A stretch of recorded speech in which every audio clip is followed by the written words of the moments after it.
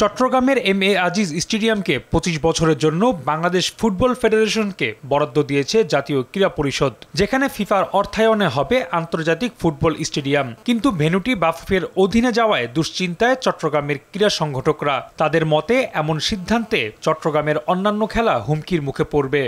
আমাদের এই মাঠটি নিয়ে যে সিদ্ধান্তটা এসছে সেটা মাঠটা নিয়ে এসে আমরা খুব মর্মাহত, কিন্তু ফিফার সাথে যে সিদ্ধান্তটা আমরা ওয়েলকামিং ডিসিশন।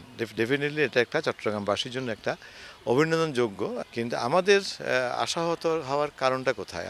আমরা যেটা সংকটময় মুহূর্তে বলছেন আপনি, সেটাতে কেন এসছে? এটা হলো যে এই মাঠটাতে অনেকগুলো ইভেন্টের খেলা হয়, ফুটবল, ক্রিকেট সহ হ্যান্ডবল, ভলিবল, কাবাডি, অনেকগুলো খেলা অনুষ্ঠিত হয়। এবং এই ক্রীড়া সংস্থার এই যে আমার পিছে যেটা, এটা একটা স্থাপনা, এই স্থাপনা ক্রীড়া সংস্থার বাফুফেকে যখন দিয়েছে, আমি আমার ভাষায় বলেছি দীর্ঘদিনের অপেক্ষার অবসান ঘটছে, যে চট্টগ্রাম আজিজ স্টেডিয়াম ফুটবলের মাঠটা হয়েছে। It will be for the only Bafufe. আমাদের লিগ এবং বাংলাদেশ প্রিমিয়ার লিগ, সেক্ষেত্রে ইটস ওকে। এটা যদি ফিফার আন্ডারে যায়, সেই ক্ষেত্রেই হলো যে অনিশ্চয়তা, দুশ্চিন্তার বড় কথা। কারণ ইন্টারন্যাশনাল ইভেন্ট এখানে করবে। আমাদের যে প্রিমিয়ার ডিভিশন, ফার্স্ট ডিভিশন, যেটা আমরা যে স্থানীয় যে ফুটবল লিগটা করি, সেটাও কিন্তু বাধাগ্রস্ত হবে যদি ফিফার আন্ডারে যায়। ক্রীড়া সংগঠকদের শঙ্কা, এমন সিদ্ধান্তে মাঠটিকে ঘিরে ফুটবল, ক্রিকেট, হ্যান্ডবল কিংবা কাবাডি সহ বিভিন্ন ডিসিপ্লিনে কয়েক হাজার ক্রীড়াবিদ তো বটেই, ক্ষতির মুখে পড়বে স্টেডিয়ামকে কেন্দ্র করে গড়ে ওঠা প্রতিষ্ঠানগুলো। যদি লিগই না হয়, আপনার যদি সিজেকেএস এর অস্তিত্বই না থাকে, অফিস না থাকে, সব চলে যায়, এটা যে শুধু ক্রিকেটটা না, বা অন্য স্পোর্টসগুলোও বন্ধ হয়ে যাবে। এই বাচ্চাগুলো অনেকে ধরেন আপনার ৬-৭ হাজার স্পোর্টসম্যানের রিজিকের এইটা একটা জায়গা, ওদের রুজির জায়গা, ওইটাও বন্ধ হয়ে যাবে। তো এরা যাবে কোথায়? আর আমরাও ক্লাবগুলা ধরেন এই যে ইনভেস্ট করছি, করছি, এই যে স্পোর্টস কমপ্লেক্স করলাম, এগুলো সব ভ্যালুলেস হয়ে যাচ্ছে। তো তাই চট্টগ্রামে ক্রীড়া জগতের রক্ষায় বিকল্প পরিকল্পনা দেওয়া ছাড়াও বৃহত্তর চট্টগ্রাম জেলার সকল পর্যায়ের ক্রীড়ানুরাগীরা সিদ্ধান্ত বাতিলের আবেদন করেন।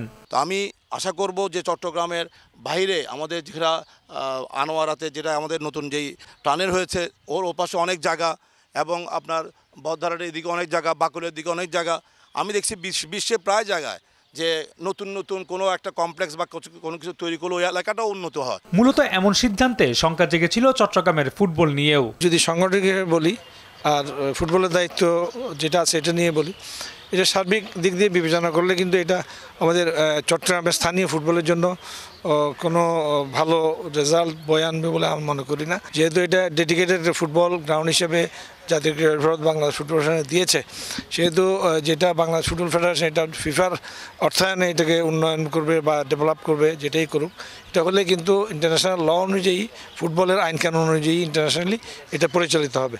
সেহেতু এখানে স্থানীয় লিগ কি হতে পারবে কিনা আমরা জানি না এখনো পর্যন্ত। আর এখানে যে ফুটবল, ক্রিকেট ছাড়া যে অন্য 30টি ইভেন্ট এখানে অনুষ্ঠিত হয় এই মাঠে, এই খেলাগুলি অনুষ্ঠিত হয়ে গেছে, এগুলি কোথায় হবে সেটাও আমাদের একটা প্রশ্ন। অপরদিকে বাফুফেও জানিয়েছিল চট্টগ্রামের অন্য খেলার কোনো ক্ষতি হোক, এমনটা তারাও চায় না। স্থানীয় বিভিন্ন খেলার সংগঠকদের সাথে নিয়ে যৌক্তিক সমাধানের আশা বাফুফে ডেভেলপমেন্ট কমিটির চেয়ারম্যান নাসের শাহরিয়ার জাহিদির। আমাদের একটা মাঠের কারণে আরও 10টা খেলা প্রতিবন্ধকতা হবে, তো এটা সরকার একটা সিদ্ধান্ত নিয়েছে নেতিবাচক, এটাকে আমরা স্বাগত জানাই। এবং এই সিদ্ধান্ত বাস্তবায়ন করতে গিয়ে যদি কোনো ধরনের প্রতিবন্ধকতার সমস্যা তৈরি হয়, আজকে ফুটবলকে ওখানে স্টেডিয়ামটা ডেডিকেট করে যদি আর 5টা খেলাধুলা ব্যাহত হয়, তাহলে আমাদের একসাথে বসে চিন্তাভাবনা করে একটা সমাধান অবশ্যই করতে হবে। এদিকে পরিস্থিতি বিবেচনা করে আর চট্টগ্রামের অন্য খেলাধুলাকে গুরুত্ব দিয়ে জাতীয় ক্রীড়া পরিষদ সিদ্ধান্তে খানিকটা পরিবর্তন এনেছে। চট্টগ্রাম জেলা ও বিভাগীয় ক্রীড়া সংস্থাও এম.এ. আজিজ স্টেডিয়ামের মাঠ ব্যবহার করতে পারবে, তবে সেটা বাংলাদেশ ফুটবল ফেডারেশনের সঙ্গে সমন্বয় করে নিতে হবে। রাফি আমিন, RTV।